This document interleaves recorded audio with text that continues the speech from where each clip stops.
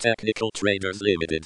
Technically proven strategies. The past few weeks have been full of a constant barrage of press conferences and public statements from the charlatans in Washington, D.C. Politicians cannot pass up a chance to get in front of the cameras, and the media has used the fiscal cliff as a mechanism to scare average Americans further about their future. Interestingly enough, amid all of the nonsense that has been going on, stocks have remained resilient. I think sometimes it's important to just step back away from the media's noise and just look at some price charts for more clarity.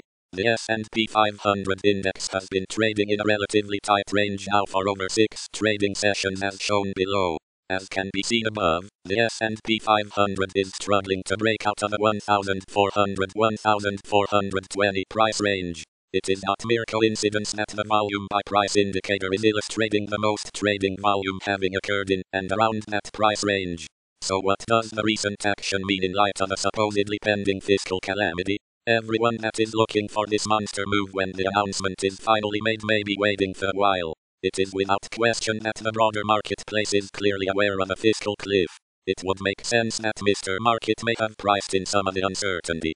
Furthermore, if there was significant concern, we would be seeing prices starting to sell off by now. Markets do not like uncertainty.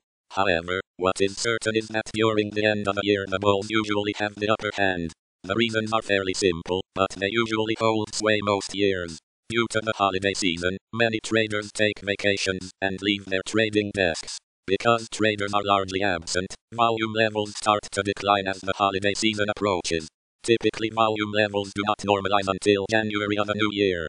Low volume levels typically sync up with low volatility levels. When those two forces align together, the bulls will almost always have the upper hand. Is it any wonder that this time of year the financial media begins discussing a Santa Claus rally?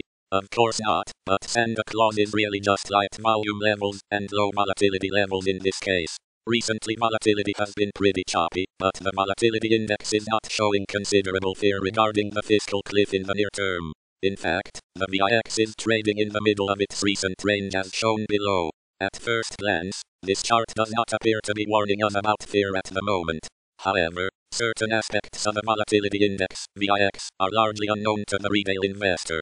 The VIX is a guide for volatility in the present, but it does a poor job of projecting future volatility. Simply looking at the VIX's current price is not the appropriate way to gauge market volatility expectations in the future.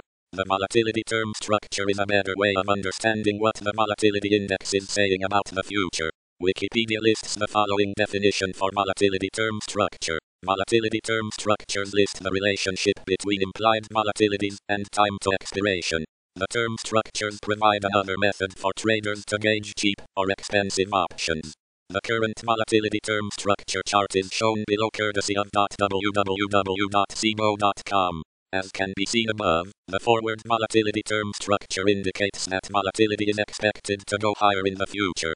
This is not all that uncommon, but I think what is more important is the rate of change in the near term. When we look at this chart, the term structure indicates that volatility levels roughly 4 months out, March 2013, are nearly 13% higher than they are today. By June of 2013, volatility's rate of change is well over 20% higher than it is today. It is important to understand that volatility does not necessarily mean risk. Volatility typically increases when equity prices are falling, however volatility levels can rise for a variety of reasons. Uncertainty about the outcome of an event like hitting the debt ceiling could push volatility levels higher without sending equity prices sharply lower. The point is the term structure just provides clues, as it is not the holy grail about looking in the future. What the volatility term structure does tell us is that the marketplace expects a significant increase in overall volatility in the next 3-6 months. What I think the volatility term structure is conveying presently is that decisions regarding the fiscal cliff and the debt ceiling will impact market prices. However, the real impact may not be felt until later in the 1 quarters of 2013. Most economists believe that if we do go over the fiscal cliff and taxes go up for everyone, that the US economy will be in recession within 6-9 months.